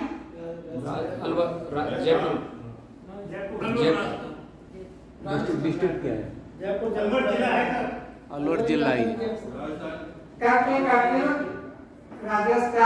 राजस्थान से तुम्हारा आ गया भारत, एशिया संसार और भारत एशिया से जुड़ा है, एशिया संसार से। तो संसार से एशिया अलग, एशिया से भारत अलग, भारत से आपका यह राजस्थान राजस्थान अलग नहीं, राजस्थान से अलवर अलग नहीं, अलवर से आपका यह अग्रवाल धर्मशाला अलग नहीं, अग्रवाल धर्मशाला से आपका ये सत्संग भवन भी अलग। तो इस तरह से आप परमात्मा से कोई अलग हरि व्यापक सर्वत्र समाना। जैसे हमारा मकान, हमारा घर विश्व से अलग, हमारा घर मकान से अलग नहीं। इसी तरह हम भी उससे अलग नहीं। ऐसे ही समझेंगे कि ये जो दूध है, ये दूध जो है ये किस तरह से, एक आप देखते हो तो ये अलग अलग तरह के अन्न है, किसी में गेहूं है, किसी में चना है, किसी में मूंग है, किसी में बाजरा है, किसी में मक्का है। तो ये सब दूध सब में इनमें है, लेकिन हमको दूध चाहिए तो दूध के लिए हमारे को अलग से, लेकिन दूध इसमें है। इसी तरह यह फल आप देख रहे हैं, ककड़ी है और इसी प्रकार से केला है, नमक, इसमें भी दूध है, पर दूध हमको इसमें से सीधा मिलेगा, इसमें भी दूध है, इन पत्तों में भी दूध है, इन घास में भी दूध में भी, इन सब्जियों के छिलकों में भी दूध है, इसी प्रकार इन फलों में भी दूध है। और हमें दूध चाहिए तो पानी में भी दूध है, लेकिन हमें दूध चाहिए तो दूध देने वाले पशु से मिलेगा। तो इसी तरह परमात्मा सब में है, पर अनुभव करना है तो मनुष्य जीवन में ही, मनुष्य जीवन में ही आकर परमात्मा का है। परमात्मा हरि व्यापक सब में समान है, पर प्राप्त करने के लिए तो मानव जीवन में ही दूध पाना है तो गाय या भैंस के पास ही जाकर मिलेगा। लेकिन है सारे अन्न में, पत्र में, फल में, सब्जी में, पानी में, यहाँ तक कि चक्की में भी दूध है, पर हम उसमें से निकाल नहीं सकते हैं। चक्की के अंदर भी दूध है, फल में भी, जल में भी, सब में। अब इसी प्रकार समझेंगे, ताजा निकाल के लाया हूं, बासी नहीं है पीछे से, क्योंकि चक्की में भी दूध है, तो वो दूध भी उससे निकल कर, चाहे वो कुटिया खाए, वो भी कुटिया अपने बच्चे को दूध पिलाते कि नहीं पिलाती, वो कैसे क्या खाती है कुटिया, दाल रोटी खाती है, तो वो भी मल खाती है, मांस खाती है। ऐसे ही शहद, ये जो शहद प्राप्त हुआ है, ये कहाँ से प्राप्त होता है? ये पुष्प, हर पुष्प में शहद है, हर पुष्प में शहद है, लेकिन तुम्हें शहद चाहिए तो वो कहाँ से मिलेगा? वो मधुमक्खी के छत्ते से मिलेगा। वो मधुमक्खी का छत्ता भूल गए रखना, मधुमक्खी के छत्ते में भी दूध है, वहां से मिलेगा। हम इसमें से महू ले सकते हैं, इसमें से शहद मिलेगा, शहद मिलेगा तो मधुमक्खी के छत्ते से मिलेगा। हर पुष्प में शहद है, लेकिन शहद चाहिए तो आपको एक स्थान पे चाहिएगा, मधुमक्खी के छत्ते से। तो ऐसे ही परमात्मा सब के अंदर, जैसे पुष्प में यह शहद है, पत्र में जैसे कि दूध है, ऐसे ही परमात्मा हरि व्यापक सर्वत्र समान। कोशिश एक एक चीजों को समझाने के लिए आपने ये सत्संग तो सुना होगा, छत्ता लेकर रखा है, इसके अंदर शहद है और वो यहाँ बोतल में प्राप्त होता है। तो परमात्मा जो है सर्वत्र विद्यमान है। जैसे कल बताया, ट्रेन चला दो, जैसे कि हर डब्बे से यह पटरी मिली हुई है, हर डब्बे से पटरी मिली हुई है, पटरी और डब्बा अलग नहीं, हर दिन से परमात्मा मिला हुआ है। और बंद हो गया, स्पीड ज्यादा कर दिया, छोड़ो। तो परमात्मा को अपने अंदर अनुभव करना है। तो परमात्मा के 5 लक्षण नोट करो। सबसे बड़ा हो, अविनाशी हो, एक रस हो, सबसे बड़ा अविनाशी, एक रस, स्वतंत्र, अभिन्न, सबसे बड़ा, नंबर 2 अविनाशी। ये लक्षण हो गए परमात्मा के, सबसे बड़ा होगा वो परमात्मा, अविनाशी होगा वो परमात्मा, एक रस रहे सदा, एक जैसा रहे वो परमात्मा, स्वतंत्र हो, उस पर किसी का शासन न हो वो परमात्मा, और अभिन्न जो किसी से भिन्न, ऐसे 5 लक्षण वाले पदार्थ को परमात्मा या अखंड कहा गया है। उस परमात्मा को अब हमें विचार के द्वारा अनुभव करना है। तो परमात्मा कहाँ पर है उसे खोजेंगे। तो परमात्मा व्यक्ति नहीं शक्ति है, परमात्मा व्यक्ति नहीं शक्ति है, और शक्ति का हमेशा अनुभव होता है, दर्शन नहीं। जिससे ये रुमाल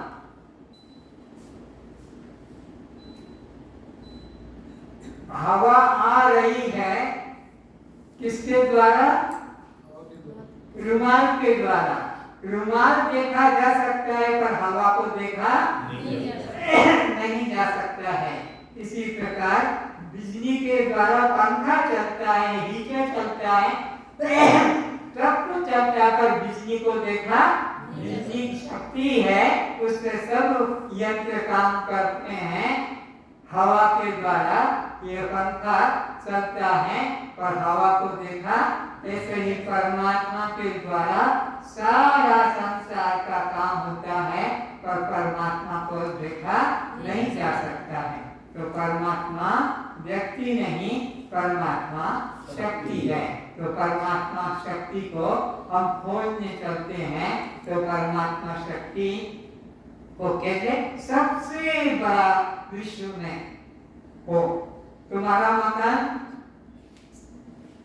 पड़ोसी का मकान 2 मंजिल बड़ा है, उससे 7 मंजिल और बड़ा, 25 मंजिल वाला, 100 मंजिल के मकान है। तो संसार में तो एक से एक बड़ा है। यहाँ तुम उस परमात्मा के लक्षण को देख नहीं पाओगे।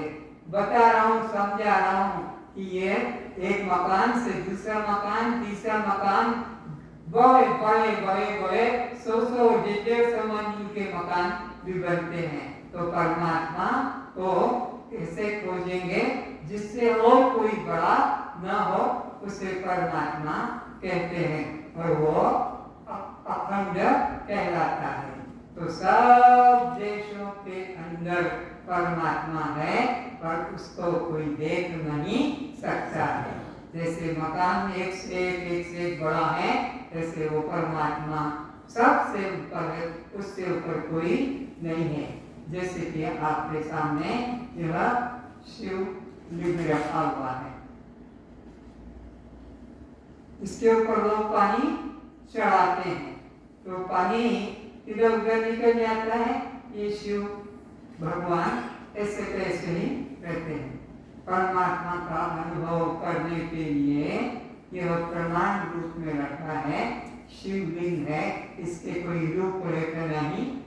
जैसे जगन्नाथ की मूर्ति है, उसका ये परमात्मा का रूप है। परमात्मा व्यक्ति नहीं, परमात्मा शक्ति है।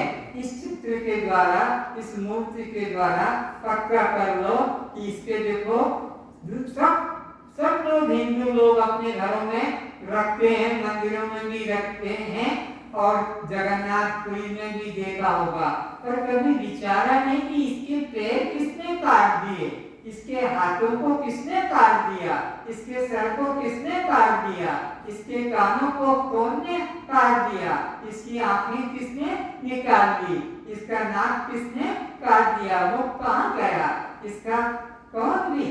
तो रूप रेख नहीं, शून्य देही।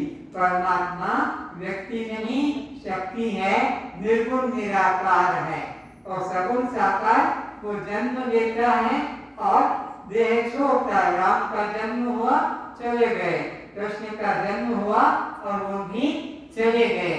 इसी तरह शरीरधारी कोई भी परमात्मा नहीं हो सकता है। परमात्मा आत्मा का नाम है। आत्मा कहाँ है? एक शरीर में नहीं, हरि व्यापक सर्वत्र, सबके शरीर में जो जो चेतन सत्ता बैठी है वह परमात्मा है और वो तुम्हारा ही असली रूप है परमात्मा। पर तुमने तो इस चमड़े को, इस देह को मैं मान लिया जो सबसे गंदी माता पिता के रज और वीर्य गंदी धातु से बना हुआ, और इसको तुमने पवित्र मान लिया, अपना जीवन धन्य मान लिया, जबकि यह सबसे निकृष्ट है। क्षिति जल पावक गगन समीरा और पंच रचित अति अधम शरीर। भगवान रामायण में कहते हैं क्या कि यह अति अधम है, इससे अधम पृथ्वी पर और जगह तो सब मल अलग है, मूत्र अलग है या मिट्टी अलग है, इसमें तो सब गंदी से गंदी धातु, हाड़ भी यही, मल भी यही, मूत्र भी यही, टट्टी भी यही और इसी में रक्त भी यही, मान सब उससे बना जिसको हम अपना शरीर मानते हैं। तो परमात्मा जो है वो व्यक्ति नहीं शक्ति है, और वो शक्ति कैसी? निर्गुण निराकार है, उसका कोई आकार नहीं है। तो वही इसके अंदर अब एक लक्षण ढूंढते हैं कि वो सबसे बड़ा है, परमात्मा से बड़ा कोई नहीं है। पहला लक्षण आत्मा में मिलता है। परमात्मा का पहला लक्षण किसमें मिलता है?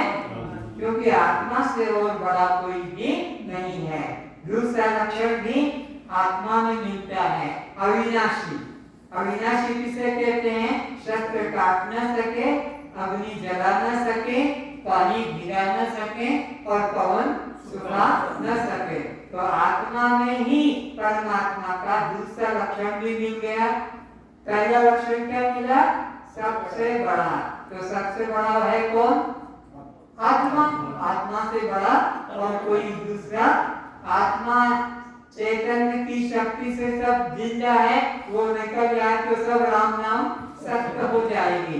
तो हम तुम्हारे सबके अंदर वो चेतन परमात्मा विद्यमान है, इसीलिए देख रहे हो, मैं बोल रहा हूँ, तुम सुन रहे हो, चल रहे हैं, हाथ काम कर रहे हैं। किसकी वजह से? आत्मा की वजह से। आत्मा ना होगी, आत्मा निकल जाएगी तो तुम चल पाओगे, देख पाओगे, सुन पाओगे? तो परमात्मा जैसे पंखे में बिजली ना हो, हीटर कूलर में बिजली ना हो, तो फिर ये काम करेंगे? नहीं करेंगे। तो वो परमात्मा की शक्ति तुम्हारे हमारे अंदर विद्यमान बैठी है, पर हम नहीं जानते हैं, हम अपने को ये शरीर मानते हैं। यही सबसे बड़ा आत्महत्या। आत्महत्या ने किसको कहा? जो देह को मैं मानता है, वो आत्महत्या की गति को प्राप्त। जो सबसे बड़ा पाप, दुनिया का सबसे बड़ा पाप है देह को मैं मानना। गुरु की हत्या, माँ बाप की हत्या, गाय की हत्या, सब छोटे छोटे पाप हैं, पर अपने को यह शरीर मान लेना, जन्मने मरने वाला स्त्री पुरुष मान लेना, ये सबसे बड़ा हत्या, सबसे बड़ा पाप है। तो अब इस शरीर में आत्मा है, एक लक्षण मालूम पड़ गया। वो दूसरा, वो अविनाशी है। आत्मा को काटा, जलाया, भिगाया, सुखाया नहीं जा सकता। दो लक्षण मिल गए परमात्मा के। किसमें मिल गए? आत्मा में। आत्मा सबसे बड़ा भी है। मत्तः गीता अध्याय 7 श्लोक 7। गीता अध्याय 7 श्लोक 7। मत्तः पत्रं नान्यत् किंचिदस्ति धनंजय। मत्तः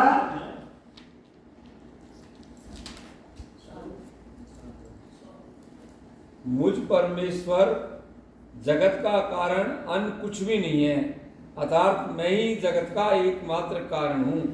हे धनंजय, क्योंकि ऐसा है इसलिए कि यह संपूर्ण जगत और समस्त प्राणी मुझ परमेश्वर में दीर्घ तंतुओं, वस्त्र की भांति तथा सूत्र में मणियों की भांति पिरोया हुआ है। बस परमात्मा ही जैसे सूत्र में मणुके होते हैं, सूत्र के ही, ऐसे इन सब के अंदर चेतन तत्व आत्मा उन सब शरीरों में वो अंदर बैठा है। ये गीता अध्याय 7 श्लोक 7 से बता दिया।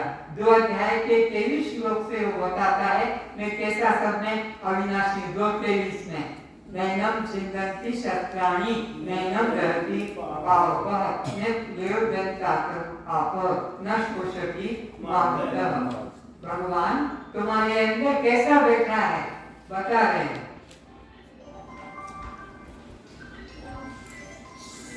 आत्मा को शस्त्र नहीं काटते।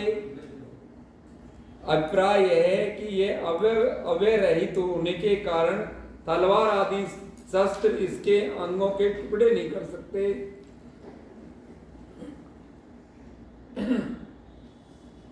वैसे ही अग्नि इसको जला नहीं सकती, अग्नि भी इसको भस्मीभूत नहीं कर सकता, जल इसको भिगो नहीं सकता, क्योंकि सावय वस्तु को भिगोकर उसके अंगों को पृथक पृथक कर देने में जल ही की सामर्थ्य है। निर्वय आत्मा ऐसा होना संभव नहीं है। भगवान गीता में बता रहे हैं ये परमात्मा तुम्हारे शरीर में बैठा है चेतन रूप से, आत्मा रूप से। अब वो परमात्मा एक रस है। गीता अध्याय 10 के 20 श्लोक में, वो 10 अध्याय के 20 श्लोक में गीता कहती है कि परमात्मा सब रूप से, सब के अंदर समान रूप से विद्यमान है। 10-20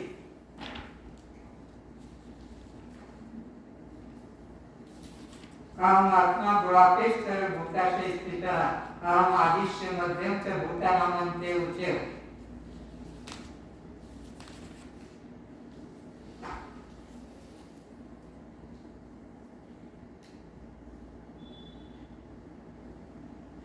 गुड़ा का निद्रा उसका स्वामी यानी निद्राजयी होने के कारण अथवा धन केश होने के कारण अर्जुन का नाम गुड़ाकेश है। हे गुड़ाकेश, समस्त भूतों के आश्रय में यानी आंतरिक हृदय में स्थित सबका अंतरात्मा मैं हूँ। मेरा ध्यान सदा इस प्रकार करना चाहिए। सबके अंदर में समान रूप से हूँ। तीसरा लक्षण यह भी बता दिया आत्मा में। सबसे बड़ा भी आत्मा, अविनाशी भी आत्मा, एक रस भी सब में आत्मा। अब आता है स्वतंत्र। तो कहते हैं आत्मा ही स्वतंत्र है, आत्मा के ऊपर कोई दूसरा और आत्मा नहीं है, वो सबके ऊपर सबका प्रकाशक है। भगवान गीता के 18 अध्याय के 66 श्लोक में अपने को सबसे ऊपर सबसे बड़ा बताते हैं।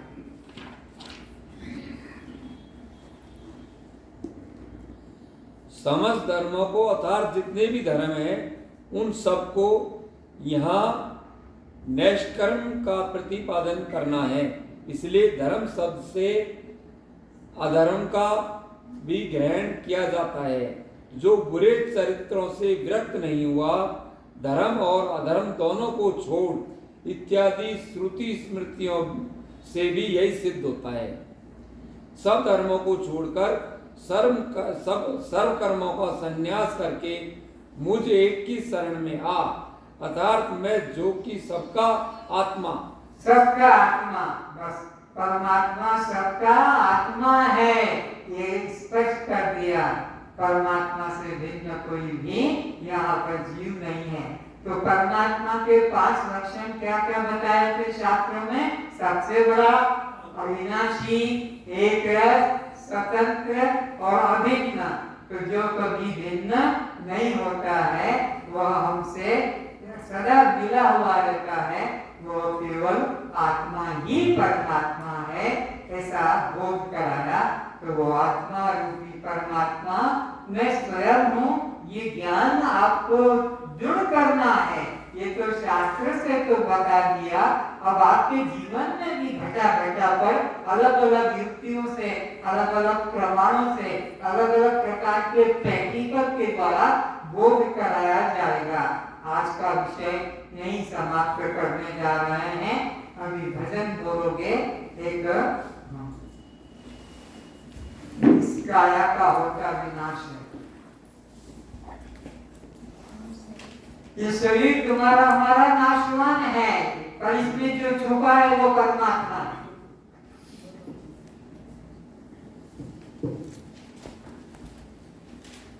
इस काया का होता विनाश है, इस काया का होता विनाश है। तू तो साक्षी स्वयं प्रकाश है, तू तो साक्षी स्वयं प्रकाश है। इस काया का होता विनाश है, इस काया का होता विनाश है। तू तो साक्षी स्वयं प्रकाश है, तू तो साक्षी स्वयं प्रकाश है। पंचभूतों का तन विस्तारा, पंचभूतों का तन विसारा। हमारा तुम्हारा शरीर पांच भूतों का जोड़ है। आकाश, वायु, तेज, जल, पृथ्वी, इनसे ये प्रपंच पांच भूतों से बना है। पंचभूतों का तन विस्तारा, पंचभूतों का तन विसारा। तू तो दृष्टा है देखन हारा, तू दृष्टा है देखन हारा। पंचभूतों का तन विस्तारा, पंचभूतों का तन विसारा। तू तो ज्ञाता है जानन हारा, तू तो ज्ञाता है जानन हारा। तो तुम क्या हो? ये तुम दृष्टा हो और तुम ही ज्ञाता हो। तुम्हारा रूप क्या है? ज्ञाता, दृष्टा। तुम जानने वाले हो, तुम देखने वाले हो। ये दिखने वाला है, ये जानने में आने वाला है। गोरा, काला, जवान, काला, बूढ़ा, तुम इसको देखते हो, तुम इसको जानते हो, पर तुम तो केवल जानने वाले हो, किसी के द्वारा जाने नहीं जाओगे। तुम तो देखने वाले हो, किसी के द्वारा तुम देखे नहीं जा सकते। तुम दृष्टा, तुम ज्ञाता हो। ये दृश्य और ये ज्ञेय है। तेरा कण कण में रहता निवास है, तेरा कण कण में रहता निवास है। तू तो साक्षी स्वयं प्रकाश है, तू तो साक्षी स्वयं प्रकाश है। जैसे गहनों में सोना ही पाया, जैसे गहनों में सोना ही पाया। तैसे घट घट में तू ही समाया, जैसे घट घट में तू ही समाया। जैसे सब अलंकार सोने या चांदी के हैं, इसी तरह तू घट घट में समाया हुआ है। बिना धातु के, बिना सोने के अलंकार नहीं, बिना मिट्टी के घड़ा नहीं, ऐसे ही बिना चेतन के कोई जीव नहीं। जैसे गागर में मिट्टी ही पाया, जैसे गागर में मिट्टी ही पाया। तैसे कण कण में तू ही समाया, जैसे कण कण में तू ही समाया। जग तेरा ही लीला विलास है, ये लाइट क्यों जल रहा है? तेरा ही विलास है। जग तेरा ही लीला विलास है, जग तेरा ही लीला विलास है। तू तो साक्षी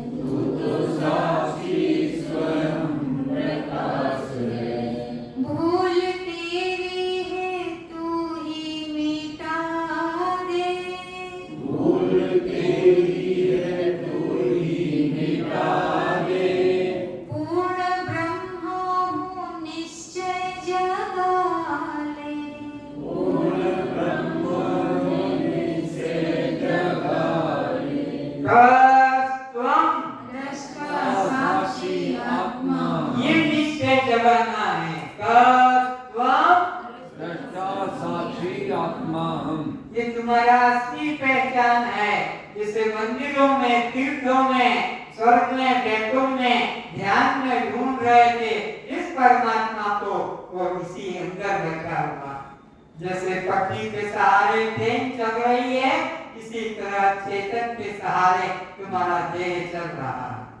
भूल तेरी है तू ही मिटा दे, भूल तेरी है तू ही मिटा दे, अहम ब्रह्मा हूँ निश्चय जगा ले, मैं ब्रह्मा हूँ निश्चय जगा ले, मिटे जन्म मरण की त्रास है, मिटे जन्म मरण की त्रास है, तू तो साक्षी स्वयं प्रकाश है, तू तो साक्षी स्वयं प्रकाश है, इस काया का भूता विनाश है, इस काया का होता विनाश है, तू तो साक्षी स्वयं प्रकाश है, तू तो साक्षी स्वयं प्रकाश है, तू तो साक्षी स्वयं प्रकाश है, तू तो साक्षी स्वयं प्रकाश है, जिसमें सब अन्न में, फल में, जल में दूध है, परमात्मा भी सब कण कण में विद्यमान है, पर अनुभव देर नहीं होगा। जैसे हर पुष्पों में शहद है, और शहद की प्राप्ति तो मधुमक्खी के छत्ते से ही होगी, मधुमक्खी के छत्ते से ही शहद प्राप्त होता है। जैसे परमात्मा भी अणु अणु कण में है, पर प्राप्ति तो अपने हृदय मंदिर में हो। पक्का कर लो, दूध इसमें भी है, दूध इनमें भी है, दूध सब में दूध है, क्योंकि इन्हीं को तो खाकर तुम्हारे अंदर, गाय के अंदर की दूध बनता है। तो परमात्मा भी सब में है, और तुम्हारे अंदर परमात्मा का अनुभव हो सकेगा। सब में है, पर अनुभव मनुष्य शरीर में और हृदय में ही होगा। इसलिए हनुमान ने छाती चीर कर दिखाया कि राम सबके हृदय मंदिर में विद्यमान है। सभी को मेरा प्रणाम। सबके हृदय में परमात्मा है। जो गलती भूल हो गई हो क्षमा करें। फिर क्रम क्रम से आगे ले जाऊंगा, आप ऊब न जाएं, नोट करते रहें। हर विषय को, जितना भी विषय है, बताने की कोशिश करूंगा, दिखाकर समझाने की। जैसे संसार से कोई अलग नहीं, ये सारा संसार इसी में समाया हुआ है, सारा संसार इसी में समाया हुआ है। ऐसे ही वो परमात्मा भी तुम्हारे अंदर समाया हुआ। ओम शांति।